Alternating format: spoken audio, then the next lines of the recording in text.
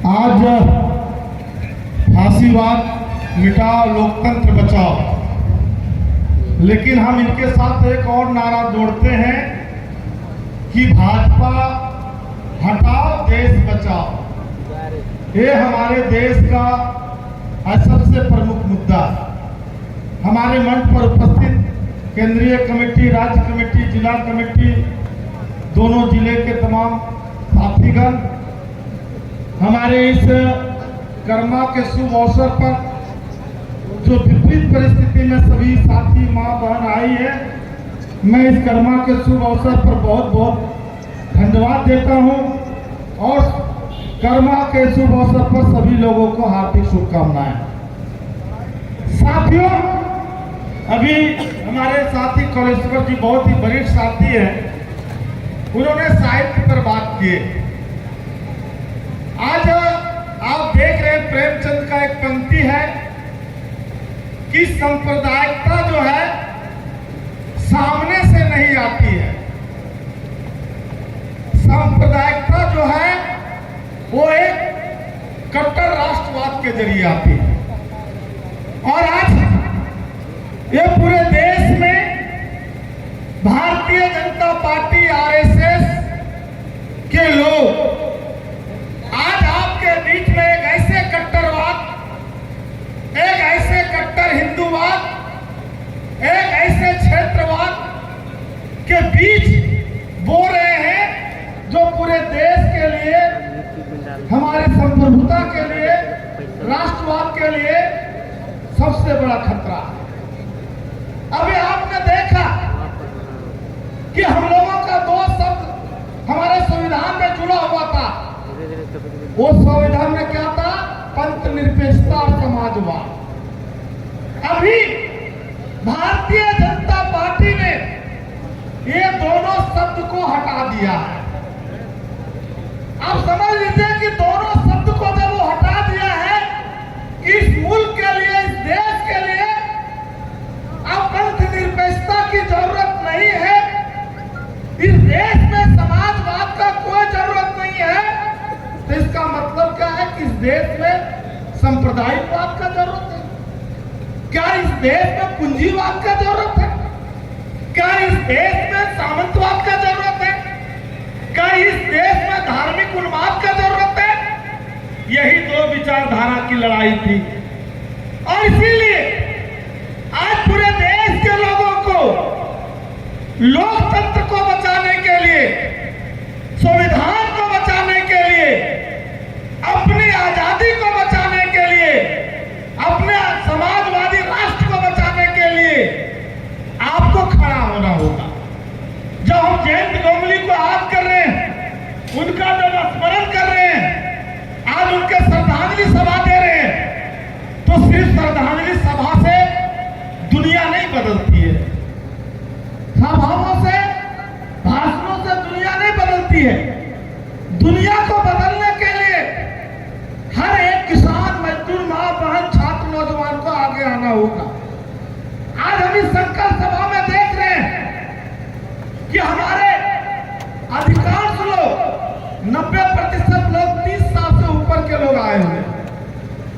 हमको पार्टी को भी इस बात को विचार करना होगा कि रामगढ़ की धरती पर, हजारीबाग के जिले की धरती पर क्या हमारे देश के जो 40% नौजवान हैं, जो अपनी जमीन के लिए, अपने जंगल के लिए, अपने रोजगार के लिए, अपने अस्तित्व के लिए, अपनी अस्मिता के लिए जो लड़ रहा है, क्या उन नौजवानों के बीच आज राजनीति की जरूरत नहीं है? हमारे साथी रख रहे थे एक लंपट पार्टी है, और जो लंपट पार्टी है, उस लंपटीकरण के खिलाफ में कौन राजनीतिकरण करेगा? उन नौजवानों को सिर्फ बोलने से नहीं, हमको नौजवानों के बीच जाना होगा, हमको उस विचार को ले जाना होगा कि आज हमारे देश में जो राजनीतिक संकट का दौर जो चल रहा है, हमारे देश की आजादी पर, हमारे लोकतंत्र पर जो सबसे बड़ा खतरा है, उससे निपटने के लिए हमको उसी के रास्ते पर आपको जवाब देना होगा। और वो रास्ता क्या होगा? आपको ग्रास रूट पर जाकर के किसानों के सवाल को समझना होगा। आप देखिए अभी हजारीबाग बड़का गांव में गुंदलडीहा में क्या हो रहा है। 4 महीना से वहां के किसान हजारों मां बहन लड़ रही है अपनी जमीन को बचाने के लिए।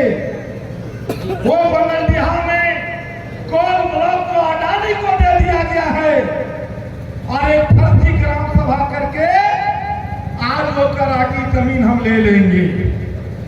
आप सोचिए गुंदलडीहा एक सवाल नहीं है।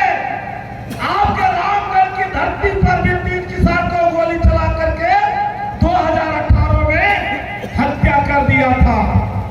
आपके बड़का गांव में भी किसानों को हत्या किया गया था और आज आप देख रहे हैं कि सजा और केस के डर से आज कोई किसान कोई नेता डर से लड़ना नहीं चाह रहा।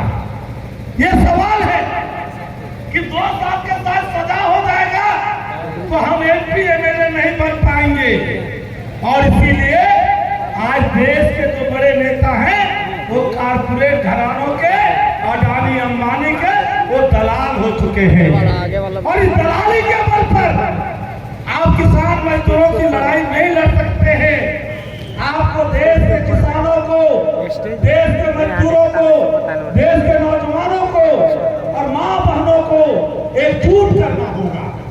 साथियों में दूसरा कानून और है कि झारखंड के मां बहनों को कोरोना के समय जो 12 महीना में अनाज मिलता था, आज जो 1 महीना का महीना में 1 बार का अनाज को खत्म किया दिसंबर में ही, लेकिन जो 1 महीना में 5 किलो गरीबों को अनाज जो मिलना था, उन भाजपाइयों से पूछिए, उन भाजपाइयों के गठबंधन से पूछिए कि झारखंड के 77,000 मेट्रिक टन अनाज केंद्र ने कटौती किया और जो 5 किलो के जगह पर 3 केजी अनाज मिल रहा है।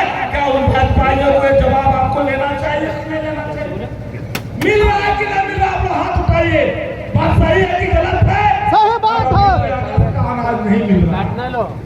सितंबर को छोड़िए, अभी जुलाई का अनाज भेजा जा रहा है।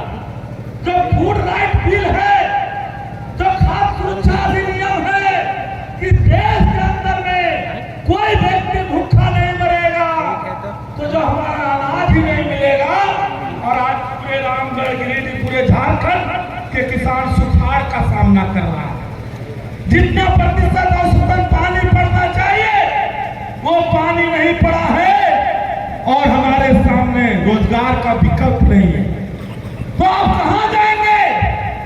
और जब इस सवाल पर इस राज्य के अंदर में जब आप आवाज उठाएंगे जल जंगल जमीन को बचाने के लिए, तो आपको MCC के साथ जोड़ करके आपके आंदोलन को ही कुचल कर दिया जाएगा। आज हेमंत जी से मैं कहना चाहता हूं कि आज हमारे आदिवासी संघर्ष मोर्चा हो, इनकलाबी नौजवान सभा हो और इस राज्य के अंदर में जितने भी NGO है जो आदिवासियों के लिए, दलितों के लिए, कमजोरों के लिए लगातार लड़ाई लड़ रहा है, उसको बोल दिया। चाहे फादर अस्टन स्वामी भी एक समय गरीबों के लिए लड़ाई लड़ते थे। सुप्रीम कोर्ट ने कहा कि फादर अस्टन स्वामी को बेल मिलना चाहिए था, लेकिन किस तरह से उनके ऊपर में जो NSA लगाया गया, आपसे छिपा हुआ नहीं। लेकिन आज हमारे राज्य में एक आदिवासी, एक दलित, एक बैकवर्ड की सरकार है। आज ये हमारे लड़ने वाले ताकत के ऊपर में आज इसको माओवादी बना दिया जा रहा है, उसके प्रतिबंधित करने की साजिश हो रही है। ये लोकतंत्र को गला घोटना है हेमंत जी, और इस बात को आप वापस लीजिए। इस राज्य की जनता आपको भी माफी नहीं करेगा, ये बात हम कहना चाहते हैं।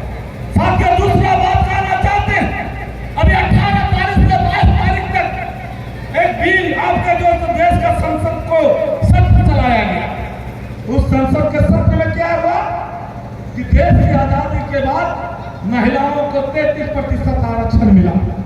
हम महिला बिल का स्वागत करते हैं, हम इस आरक्षण का स्वागत करते हैं, लेकिन मैं भारतीय जनता पार्टी और एनडीए गठबंधन से पूछना चाहते हैं कि ओबीसी का जगह होगा कि नहीं इस आरक्षण में, ये बात आपको बताना होगा। इस राज्य इस देश के अंदर में 60% ओबीसी है। क्या उन महिलाओं का इस देश में भागीदारी होगा कि नहीं? यहाँ के पिछड़ों को भागीदारी नहीं होगा।